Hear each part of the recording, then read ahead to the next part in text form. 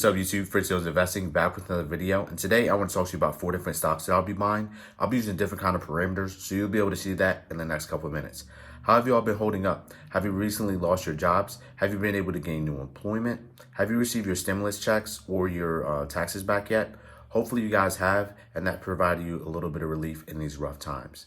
Most importantly, I hope you've all been staying healthy, washing your hands, practicing social distancing, and also just following those laws just to keep everyone nice and safe. If you haven't done so yet, please don't forget to like, comment, and subscribe to the channel. And with no further ado, let's get right into the video.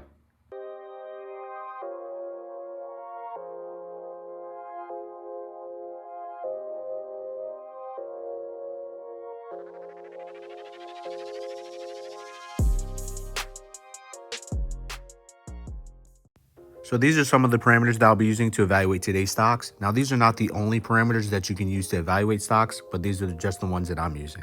So first is the revenue, which is the income generated by the company. Next is the earnings, which is the bottom line of the company. We have earnings per share, or EPS, which is the company's profit divided by outstanding shares. Beta represents the company's volatility. Earnings payout ratio represents the proportion of earnings a company pays shareholders, expressed as a percentage of the company's total earnings. And finally, we have free cash flow, which represents the cash available for the company to repay creditors or pay dividends and interest to investors. Feel free to pause the video if you would like to read these definitions more in depth. I got these definitions from Investopedia.com. So the first stock that we'll be looking at is Apple, which is a large tech company that I'm sure you're very familiar with. Currently, the stock's price is $282.97. If we look at the holdings portion of the page, we see that I own 8.61 shares of this stock with an average cost of $275.12. My daily gain as of yesterday was $70.38, and overall, I'm positive $67.63. Now, I'm using the Yahoo Finance app, but I linked to my Robinhood accounts, so that's how come we're able to see this data on the page. If we scroll down to the key statistics tab, we see that the beta of this stock is 1.17, which means that this stock is a little bit more volatile than other stocks in the market, but there's potentially greater returns in the future. If we scroll to the financials tab, we can see the finances for the last 4 years. So as of 2016, we see that the revenue was $215 billion over $45 billion in earnings. In 2017, we see that the revenue was $229 billion over $48 billion in earnings. In 2018, $265 billion over $59 billion. And finally, in 2019, $260 billion over $59 billion in earnings. So generally, this number has been increasing over time, which is great, which is a good sign that you possibly should be investing in this company. As far as earnings per share, we can say that in Q1 of 2019, that the estimate was $2.36, but Apple beat it by 10 cents. In Q2, we can see that the estimate was $2.10 and Apple beat it by 8 cents. In Q3, we can see that the estimate was $2.84 and Apple beat it by 19 cents. And finally, in Q4 of 2019, Apple crushed its earnings per share estimate by 44 cents. Now, generally, you would like to see an increase in earnings per share, which means that the company is making more money for its investors, but that also that the investors are willing to pay a higher price for this company because it's making more money for them. So that's a good sign on Apple's part. We can see that the earnings payout ratio for dividends was 24.5% in the past 12 months. The lowest that it's been in 5 years was in 2015 at 21.7%, and the highest amount that it was 26.6% in 2016. Now, generally, the higher this ratio is, the less sustainable it is that the company can continue to pay dividends in the future. We can see that as of the end of last year, that Apple's free cash flow was $28.41 billion, and the presence of free cash flow indicates that a company has cash to expand, develop new products, buy back stock, pay dividend, or reduce its debt. Usually, the higher this amount is, the better the company can fare in times of distress, such as we're having right now with this illness. The next company on the list is Microsoft. Currently, the stock's price is $174.55. If we scroll down to the holdings, you see that I own 5.08 shares of the stock. Yesterday, I was up $16.21. Overall, I'm up $74.13 or 9.11%. Down to the key statistics, we see that the beta of this company is 0.96, which means that this company is a little bit less volatile than other companies on the market. We see that in 2016, the company's revenue was $91 billion over $20 billion in earnings. In 2017, it went up to $96 billion over $25 billion in earnings. In 2018, $110 billion over $16 billion in earnings. And finally, last year, $125 billion over $39 billion in earnings. Microsoft also did a great job of beating its earnings per share estimates, beating it by 14 cents in Q1, 16 cents in quarter 2. In quarter 3, it beat it by 14 cents. And finally, in the last quarter, it beat its earnings per share estimate by 19 cents. Microsoft's lowest payout ratio was last year when it was 32.6%. In the past 5 years, their highest payout ratio has been in 2015 when it was 81%. Now, I know you may be thinking, okay, their payout ratio has decreased from 81% down to 32%. Well, what about the dividends? We can see that back in 2014, Microsoft was paying 28 cents per share. This year, they're paying up to 51 cents per share, and you can see the amount has been going up each and every year since 2014.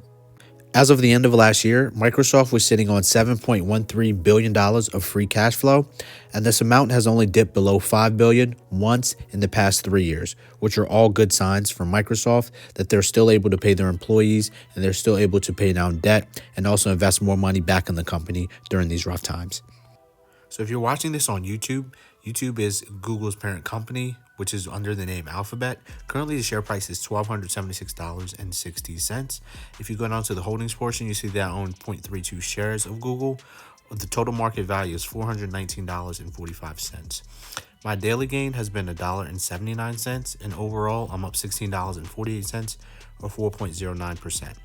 If we scroll down to the beta portion, you see that the beta is 1.05, which means that the stock is a little bit more volatile than other stocks in the market. You can see that their market cap is almost $900 billion.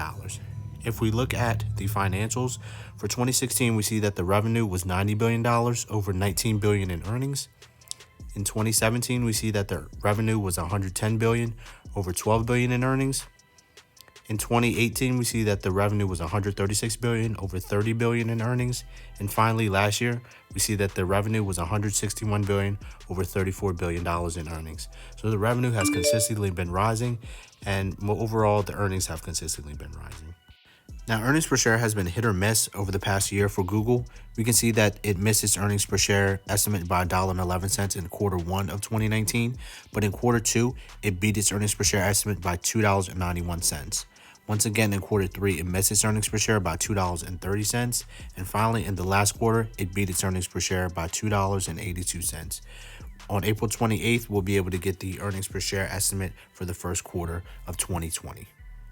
So we can see that Google has had some strong revenue and some strong earnings. But one of the questions is, well, why doesn't Google want to pay dividends? The answer can be found somewhat in its mission statement, which says, as Sergey and I wrote in the original founder's letter 11 years ago, Google is not a conventional company. We do not intend to become one. As part of that, you should also expect us to make smaller bets in areas that might seem very speculative or even strange when compared to our current business.